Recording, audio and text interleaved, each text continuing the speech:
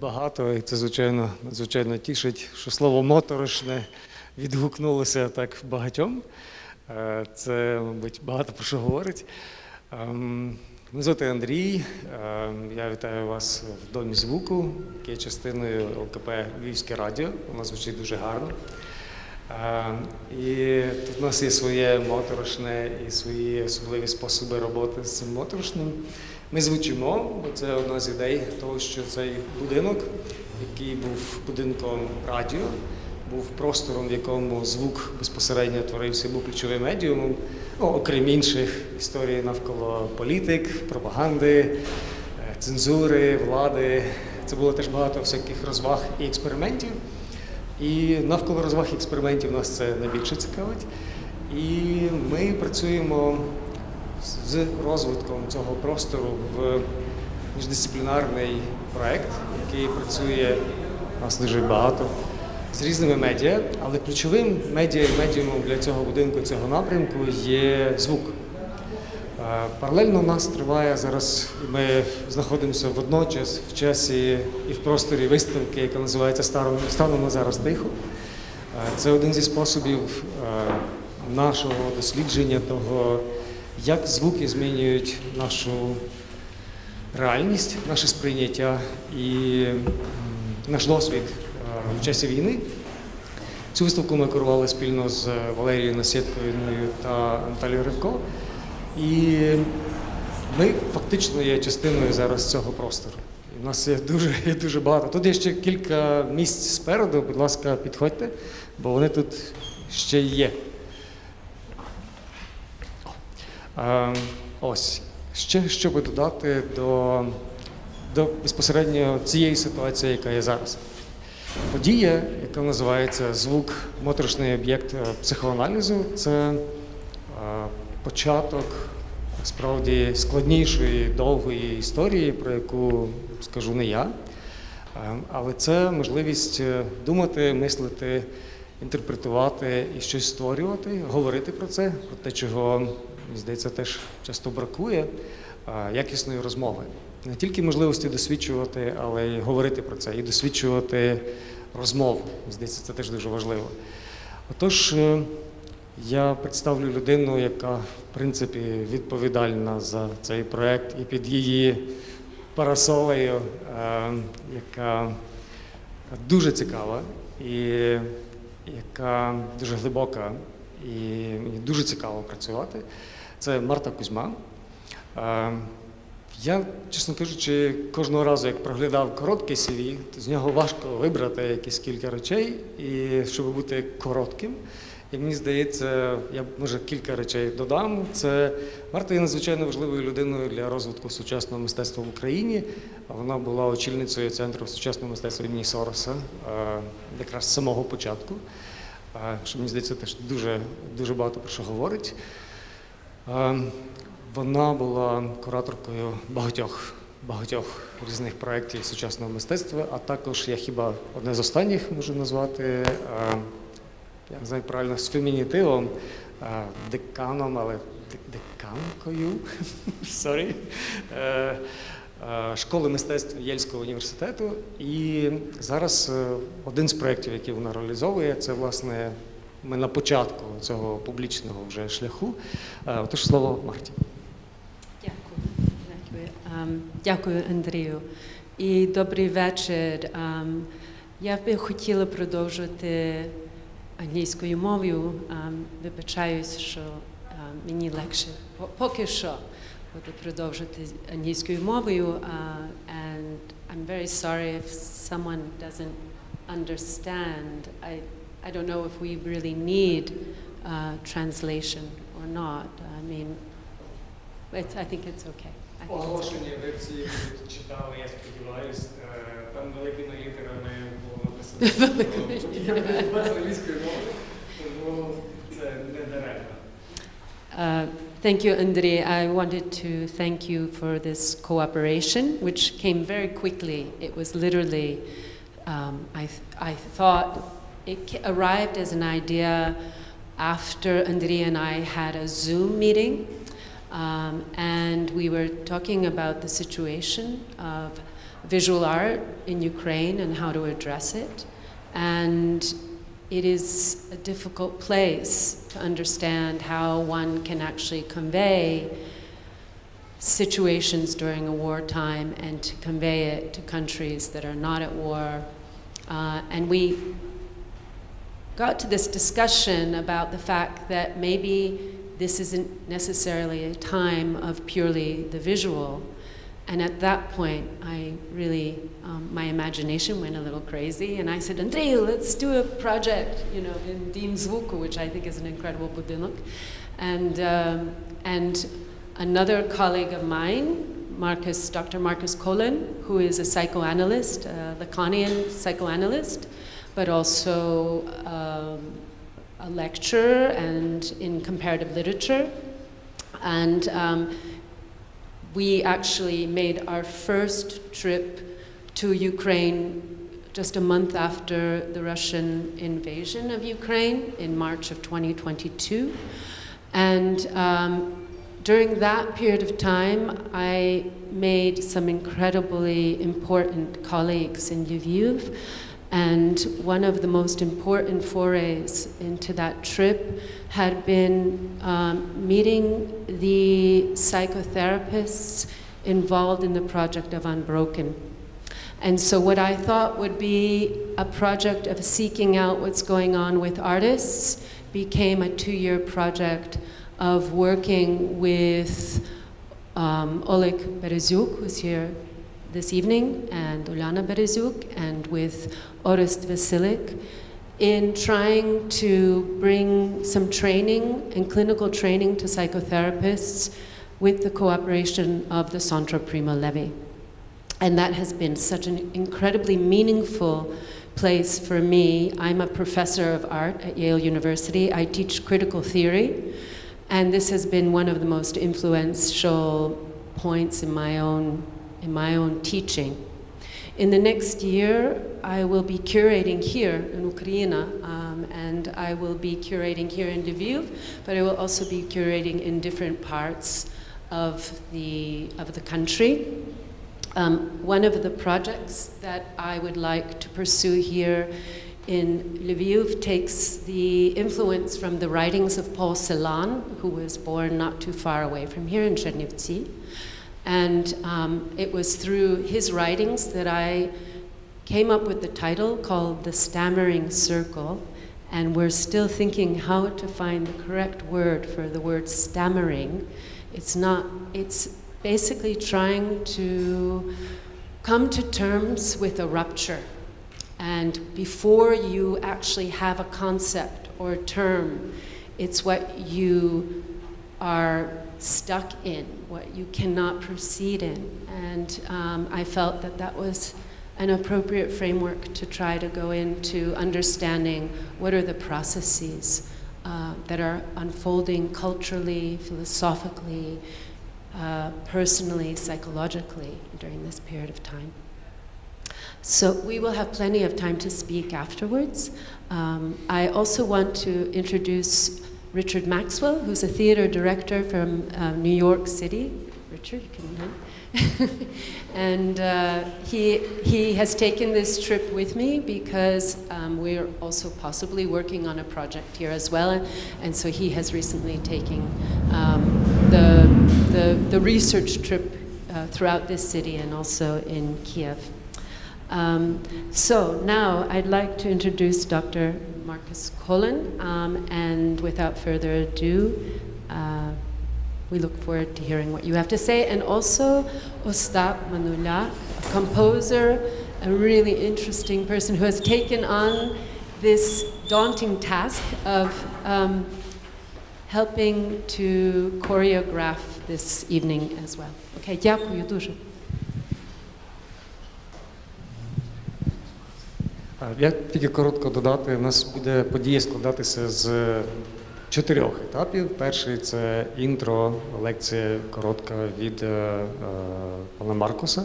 Далі ми маємо такий міні-брейк і звуковий перформанс Остапа Малюка. А після того у нас є практична частина, яку буде також вести пан Маркус. І після того ми будемо мати можливість вільний час лимонадом, вином і ще чимось, поговорити і побути в цьому просторі разом. Маркус? Thank you very much. Thank you, Marta. Thank you, Andrei, for bringing me here to this situation, which I must say is in principle an uncomfortable one, because psychoanalysts, as you might know, are not supposed to speak or to say much. Their task is to listen and to react to what they hear. While I'm in a double situation in general, I also teach literary theory and aesthetic theory and philosophy. For a long time, I used the second part as a defense against the first difficulty. I try more and more to shed myself from this defense, and so I'm going to speak from the uncomfortable place that I'm in here, which is in principle, and then determined by two empirical factors.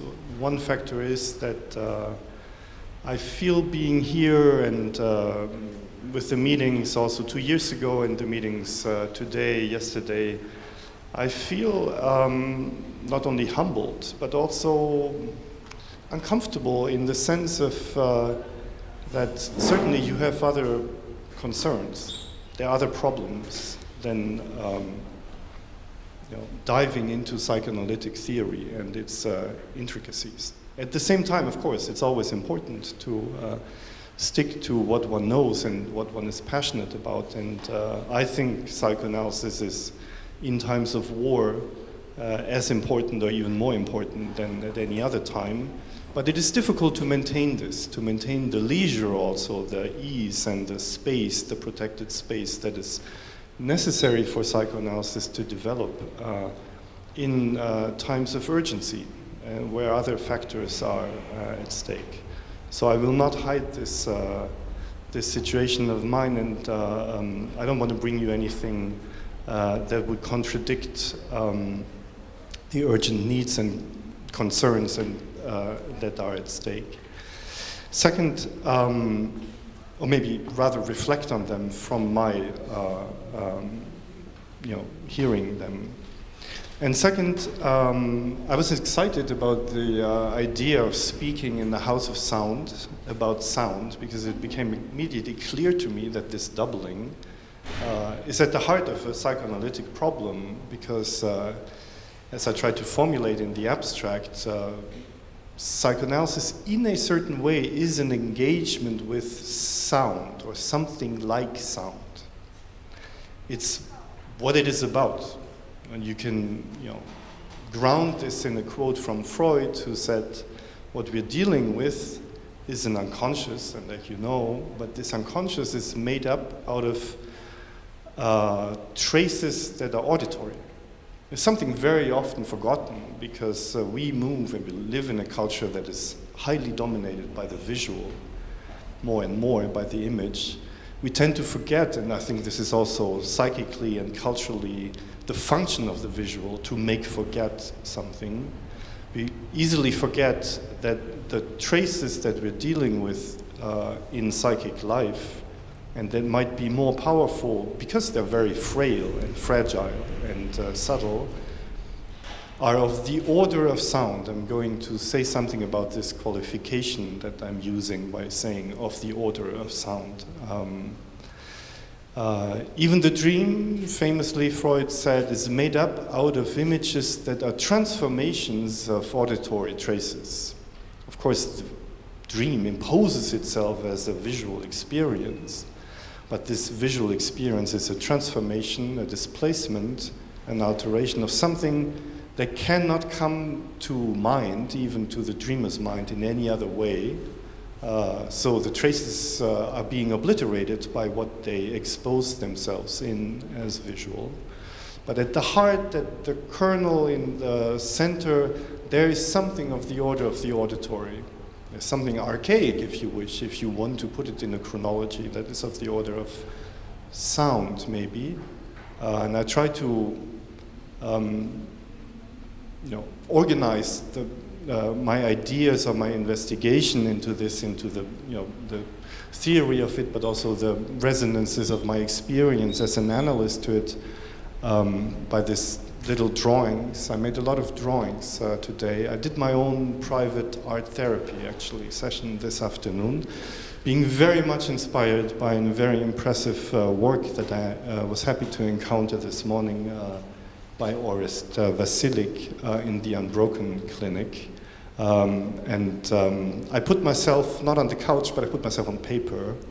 So I speak to you somewhat from the place of the person who is making up their thoughts as they go along, with the help of something. So there will be a couple very naive drawings diagrams that I'm going to show to you, which help me to organize what I'm going to say. The thing, or the no thing, that in psychoanalysis we are concerned with when we approach it from the direction of the auditory of sound is maybe representable in the drawing you see up there. There's a dimension of voice. And voice has been, especially by Lacan, developed as an object, a special object of psychoanalysis. And Lacan's objects are objects that are paradoxical objects, that are objects that both expose the subject that seems to have or seems to be in relation to these objects to the subject's disappearance, and they're objects that are severed, that they're given away, they're lost. The object of psychoanalysis is always a lost object that comes back in a replacement that is not it.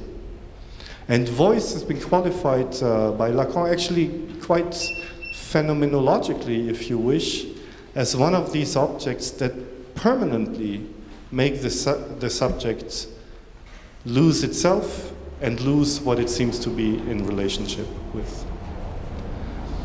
There is a dimension of sound, certainly, if you think of, developmental psychological speculations about the sound bath, that might be the first sensory experience, if it is an experience, or the first sensory world that the infant, even before being born, lives in. The rhythm of physiology translated into sound is certainly one of the metaphors of itself, if you wish, of what it means to come to life. But also, of course, this is lost. You will never hear the sounds that we heard if it was us that heard them in the womb. And of course, the third dimension is, it is very difficult. I think music goes to this place, or some music tries to go to this place and prove this wrong. It is very difficult, unless in a traumatic experience or in a very eerie experience, not to hear something when you hear something. That is very difficult not to hear sense, meaning, if you hear something.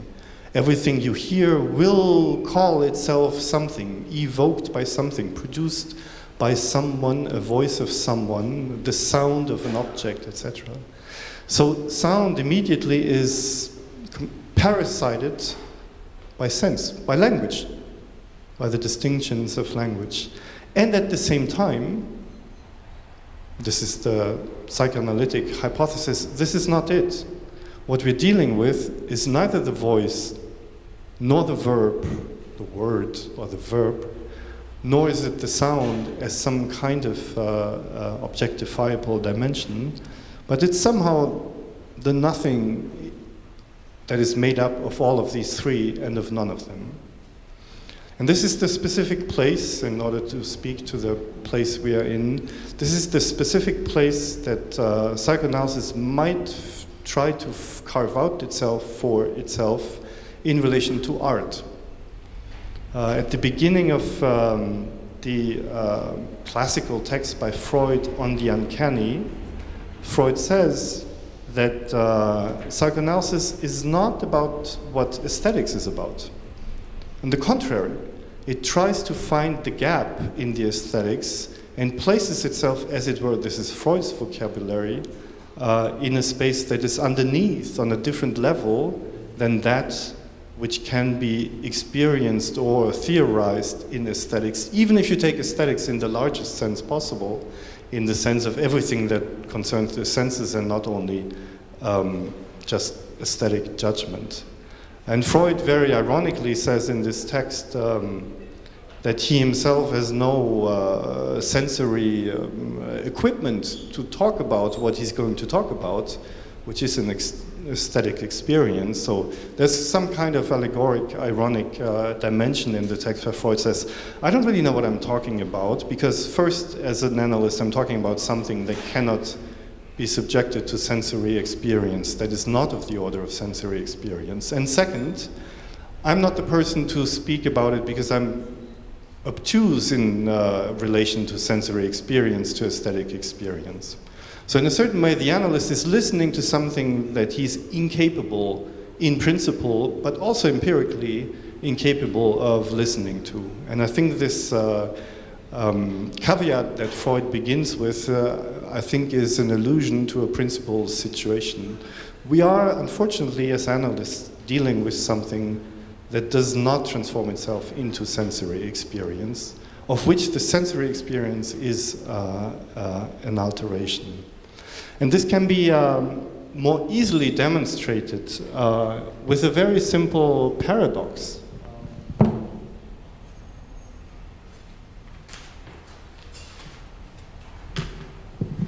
This, this very, this hole in the sheet that I made, paradoxically, doesn't exist. Of course, any hole does not exist because that's why it is a hole. It does not have a substance. But even more precisely, this hole, if you try to identify it and to say where it begins and where it ends, you will not find this place. This is the hole. I can't do. I need a third hand to do this, so it'll become very clumsy. The hole that is in here is in a homogeneous, continuous space that we are sitting in. So the hole is the same space as the one that comes out from the other side, goes along the sheet and goes around here and then opens up. We are all sitting in the hole of this piece of paper. So now you can say, well, this is a very easy paradox. And you can be interested in the specific, and I think this is one step towards a psychoanalytic understanding of this simplicity. You can be interested in the very specific rim and edge that has been formed by this interruption, this specific kind of interruption. And this is certainly something one should do.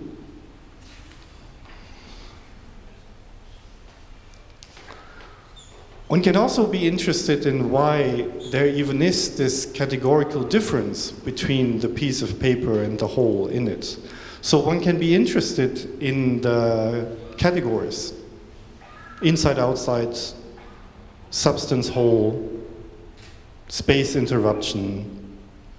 Or one can be interested, basically one can be interested in language, in the fundamental differences of the symbolic. Or one can be interested in the delicacies and subtleties of the rim and the edges, as if repeatedly and in an infinitesimal manner one could describe it, which one can certainly do. One can transform it mathematically and imaginary into the task of a description of this singularity. Or one can continue, writing paradoxes about this. Going into the logic. Why is this simple thing at the same time so simple and banal, and telling maybe something about the makeup of the psyche or the relation of the psyche in the world? Which is, roughly speaking, these three possibilities or these three venues form, roughly speaking, the psychoanalytic theory of art. Seems a bit minimalistic and general and brutal, But psychoanalysis would say this is what art does. It tries to follow one of the three, or all three of them, and giving the artist the place of being ahead of the psychoanalyst. The artist always knows more than the psychoanalyst, and so does the patient. Well, this is why it's important to listen to the patient in their developing their solution for this and other types of simple operatic situations. Now, what I performed here or showed, to use a more simple verb with this, represents itself in the visual. Now, the idea about sound is that sound in psychoanalysis is that to which every other sense will have to be drawn in order to repeat this paradox, which can then not be represented in the visual. So if you ask me what is sound in psychoanalysis, it's the same thing, just that you cannot imagine it. It's the same thing, it's just that you cannot represent it. Which seems a bit abyssal, but I think this is the invitation that is given by psychoanalytic listening to the question of sound, which at the same time is everywhere and nowhere, and is its own interruption, and can only be represented in ways that betray the logic it comes from. So the visual is already a falsification of what psychoanalysis is about. But not only that, even in the falseness, the visual does not capture what the sound object would be.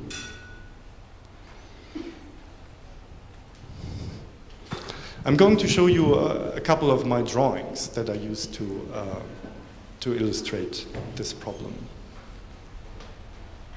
The first one is actually taken from Freud himself, and I'm using this to place the unconscious, which again, and I'm repeating this gesture I think a couple times today, as something that's at the same time is quite known and completely unknown. This is from an early draft of Freud, where he makes a drawing himself and tries to imagine what the virtual space, which is not represented in the brain, the virtual space of psychoanalysis is. And he says, imagine a connectiveness of P stands for perception, PS stands for the sign of perception, perception sign, which is an invention that Freud made, that perception doubles itself with marks of perception. This is one of the leads of Lacan's signifiers, which also have to do with language, but they also have to do with Freud's model of the psyche. After that comes the unconscious. And then it goes to the preconscious and consciousness.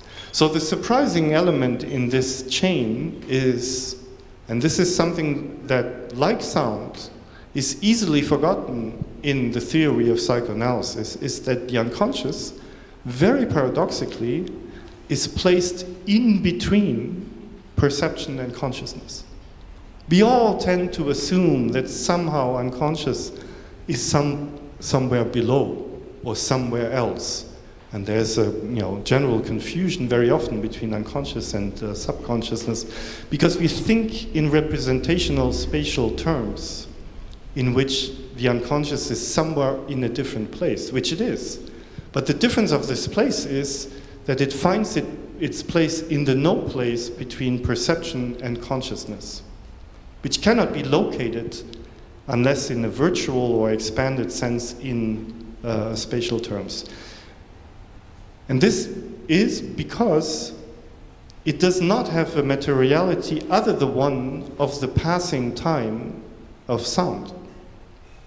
So all the theoretical problems of psychoanalysis that easily get obliterated by its being objectified into something, and by the forgetting of the appeal that you have to listen to something that you cannot listen to, are inscribed here in this very simple but abyssal schema by Freud, by, I repeat, the unconscious being placed where there is no space between perception and unconscious. And there are certainly extremes of this that somehow show this, extremes of clinical experience that show this in reverse. What is called, this is now very, very general and would have to be refined in clinical analysis, but just as an orientation, what is called voices, auditory hallucination in psychosis, finds its place instead of the unconscious. Also, it is placed somehow in between perception and consciousness, instead of the unconscious, which is a product of reinscription, which is a product of repression, which is a product of repetition. Instead, the psychotic patient hears voices. And there are as much external, internal, in a place, in no place, as the unconscious is for everyone who is not in the same situation. This is one orientation one can find for the paradoxical and then very suffering-creating experience of the inside-outside paradox of the auditory that psychoanalysis tries to address in the hallucinatory experience of auditory voices, of voices, psychotic voices. The line below is how, it might resemble a dying sound wave, and I think this is somewhat intentional. This could be an illustration for if one sticks to a logic of psychoanalysis.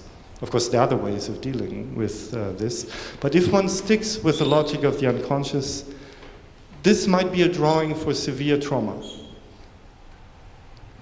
Some kind of erasure or bearing, inscription of interruption instead of the signs of perception, and kind of fading out, covering the unconscious and going to pre-conscious. This is a diagrammatical hypothesis that I will try to expand in the future for myself. This is taking the inspiration from Freud's drawings and work by Lacanian colleagues on the idea of a voice in the psychotic experience. If one asks oneself what happens in trauma, severe trauma, this might be a way of understanding it. Some kind of fundamental alteration in the impossible space, in the impossible typography of the unconscious that has no longer the chance of being situated in this impossible place between perception and consciousness. Thank you very much.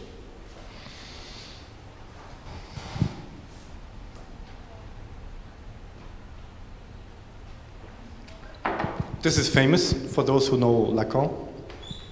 This is a representation of what an object is in the psychoanalytic game that Lacan is playing with letters and diagrams. The object, identified as A, is placed in the middle of these three circles, which represent now something that is more than a circle because they represent rings. And if you follow your imagination of this representation, you can pull these three rings to the outside and they will not go apart because they squeeze themselves in the place that is indicated by the A. And they create some kind of a place of compactness, which is still separation because the matter of the rings will not allow a fusion, but still, there is no space. It's a squeezed space. And this is the place of the object. This is one way of illustrating what an object in psychoanalysis is. Again, a space where there is no place for anything. And at the same time, the need of inscribing it because of an experience that tells you that it is exactly there where it is happening. Now, these rings are not neutral. They can be given different names, and they can be different things, and they carry here letters, and they represent the famous triad that Lacan is using: the imaginary, the symbolic, and the real. And the object voice is something that is squeezed by these three. So what is the imaginary, the symbolic, and the real? Is something often repeated in Lacanian jargon. Again, you can go to a level that is very simple and then try to imagine what we are dealing with in the clinical experience. The imaginary is very simple, the realm of the body. Very simple, the realm of that where things resemble each other, where things seem to be connected, where somehow one part of my body resembles, because of contiguity, another part of the body. So the imaginary is not some false belief. It's pretty real to a certain extent, because it gives the consistency of the body. The symbolic is language, but not only. It's everything that works by differentiation. This is the dimension why I'm saying that it's very difficult to hear something without listening to its meaning, because it gets through the filter of the symbolic, which is a system of differentiation,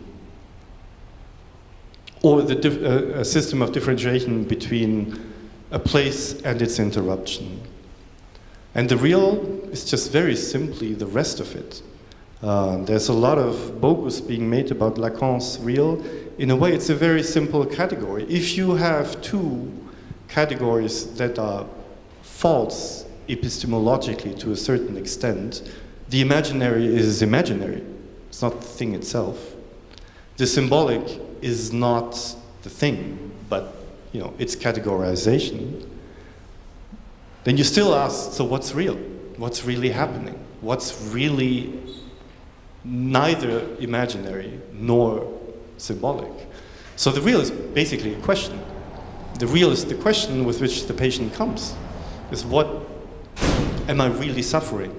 Am I suffering from my imaginary ideas about what my suffering is? Or do I suffer because I already have the diagnosis? What is this really that I'm suffering about? So it comes as a question. And this question is the insistence, and this is why Lacan and also Freud, and the text on the Uncanny, which we'll look at briefly in the second part, is very fundamentalist. I think there is a very fundamentalist dimension in psychoanalysis which says, basically, it deals with three dimensions of the impossible: death, madness, and the sexual, and its limitation. These three things, which seem very existential and almost metaphysical, occur as questions in the patient. And these questions address the real that is at stake, and they address the analyst with the demand of giving a real answer to these real questions, and not some kind of illusionary denial answer about some afterlife, about some meaning of life, or about the absence of a possibility of being made the target of someone else, and the absence of the possibility of falling into madness under certain circumstances. So the analyst, in a certain way, is someone who tries to give real answers to the real that is being asked in very fundamental existential categories. So sound is squeezed in the middle of this.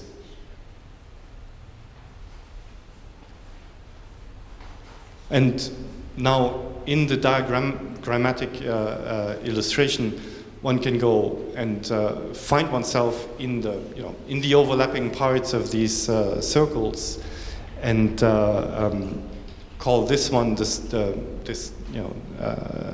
marked space the space of meaning. It's an overlap of imagination and language. You can call this space down there as an overlap between the symbolic and the real, as the place where your body makes sense to you, where your body enjoys, where it is a question of pleasure and pain. where the body imposes itself in its own differentiation, which is the one of pleasure and pain, or absence and presence of suffering. And there's a third dimension which locates itself between the body in the largest sense, imaginary, and the real, which is somehow the evocation that there's something in the experience that is addressed below that goes beyond meaning, which is basically the place of trauma. There's something that can happen to a body that does not make sense, that's not being inscribed in the logic of pleasure and pain, of absence and presence of suffering. There's something like severe trauma that goes beyond this. So there's something, an encounter of real and imaginary that can be placed there. And sound would be the confusion in the center if it is made an object. So what you listen in the dimension of psychoanalytic listening, if you want to stay attuned, as it were, to this type of object that is sound, of course you can play with this diagram with all kinds of other objects. But this place that is indicated here would be the object you're listening to. And you see, you're very far from trying to understand. You're very far from trying to make immediate meaning, give immediate meaning to what you hear, nor are you really trying to identify it as a sensory experience. So the object sound in psychoanalysis, if followed by this diagram, is not heard. It doesn't make sense. And it is not of the order of pleasure and pain. So it's somehow extracted as almost nothing from the dimension of listening. And it might or it might not resonate with what we're going to hear.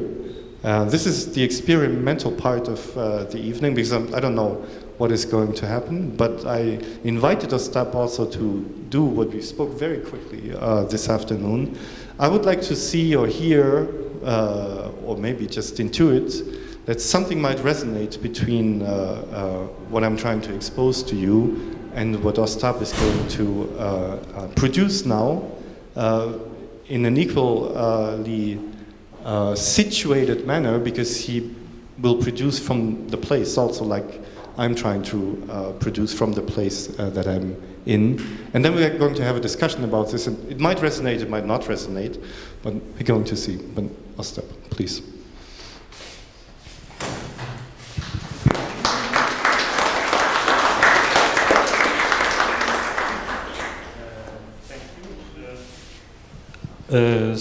Thank you, Marcus. So, just a few words. I switch to Ukrainian. Отже, зараз буде такий невеликий, дуже дивний перформанс.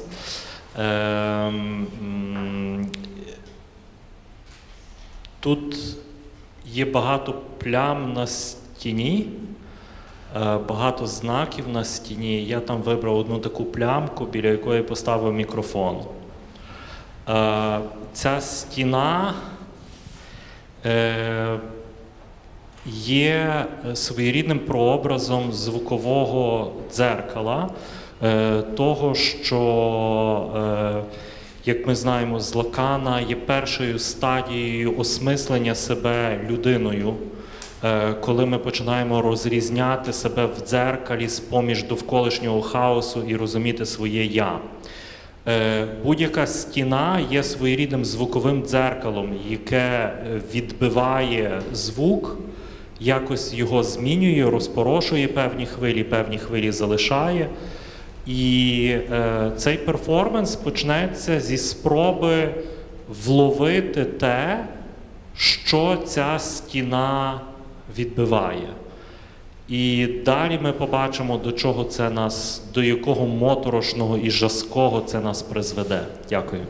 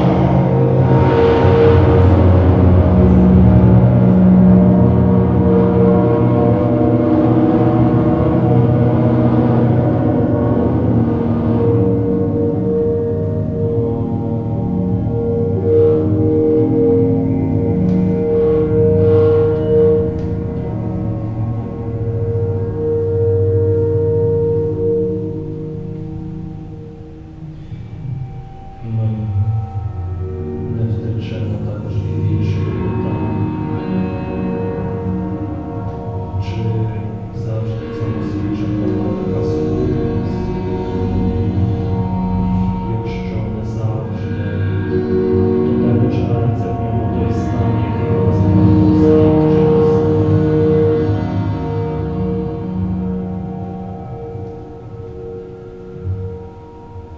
Ці явища постійно змінюються, нашому тільки почуття,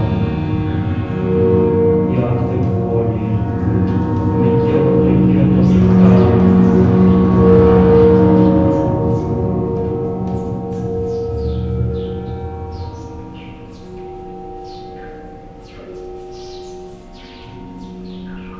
Але й пізнавальна здатність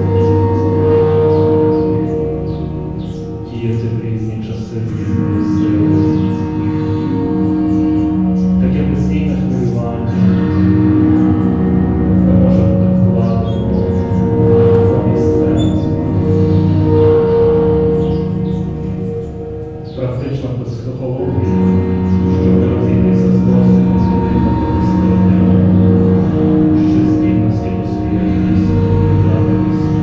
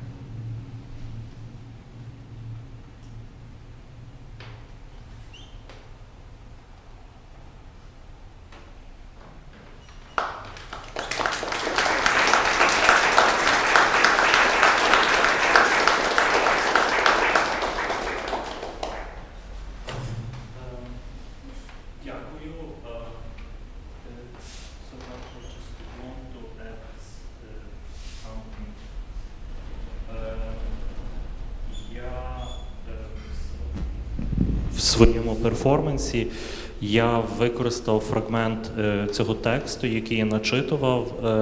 Це був текст, який, можливо, для декого з вас звучав як якийсь фрагмент з праць Лакана, але насправді це був текст Олександра Потебні. І мені здається, тут дуже важливо якраз, щоб пам'ятати цей зв'язок з Потебнею, який фактично відкриває дуже багато перед Лаканом з цієї якраз лаканівської теорії психоаналізу, розуміння того, чим є явища, як вони вписуються в граматику, і що вони не є фіксовані. Якраз оці кола, які взаємодіють між собою, і це така була невеличка теж літературна ремарка. Ще раз дякую і передаю з приємністю слово Маркусу.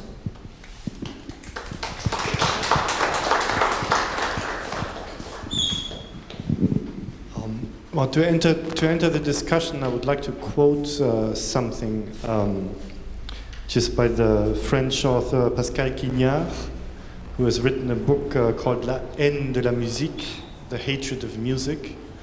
A very beautiful, disturbing meditation about music. He says the following. He's very much into digging out etymologies and mythological layers of literature and language in general. Ouïr, c'est obéir. So listening or hearing is to obey. Écouter, c'est obaudir. He quotes from the Latin, obaudir. L'audition est obéissance. The audition is obeying. And one can say that psychoanalysis, now if you ask an analyst, what would he or she do with this hint given from the etymology of French and the sources in Latin language, where the closeness of hearing and listening to obeying, which also plays out in English and many other languages, is being indicated. What would you say to this? And I think using the illustration from earlier, yes, I think it is very important to acknowledge the inescapability of the saturation or almost saturation of the space of the auditory with the command, which is the voice of the other. It's difficult not to hear in the being called to do something, as if the subject is always already parasited by it is being a subject, which is being subjected to. So the squeezing of the object, so the squeezing of that what could be listened to is very tight in the place between, which is the place of meaning, if you wish. You hear something because it makes sense, because you're ordered to do something. That's maybe the epitome of sense in the linguistic dimension. And it's a matter of life and death, maybe. It's a matter of what you do with your body, whether you put your body there or not. And this place is to be acknowledged. I think not only in an empirical sense, but also in a fundamental sense of a structural inescapability. At the same time, you can also say that the psychoanalyst calls for listening to this inescapability of the squeezing of the auditory object in this space of obeyance, but also calls for loosening it up and opening the place for letting go this part of the object that was that, and maybe opening not to a different higher meaning or to a different type of pleasure, but to some strange place that is situated also within the real and in the imaginary, but nevertheless has to do with maybe art. I think this would be one way of constellating the question why it is important to have art in times of war? Why is it important to have art in times of suffering? Not in order to create some kind of band-aid, but in order to loosen the squeezing of the object. And I think it's a fundamental possibility that is given by this configuration, which is also somehow the place maybe of psychoanalysis in relation to the necessities of healing, of therapy, of dealing with suffering. At the same time, going to the very heart of this problem of the suffering and doing something else, opening a space that is not the space of some transcendental meaning or some kind of higher cause, but it's the space of nothingness in a certain way that allows for the object that is squeezed there to drop, to disappear, so that something else could come into this place. And I think it's a call for the birth of psychoanalysis in times of war. I think it's also, there's a trace of hopefulness, I think, in psychoanalysis because of its being born in war and because of its history and because of the vicissitudes of that had befallen psychoanalysis, because it still allows for some kind of listening to something that cannot be heard in the place where hearing is completely saturated by obedience or necessity or suffering, etc.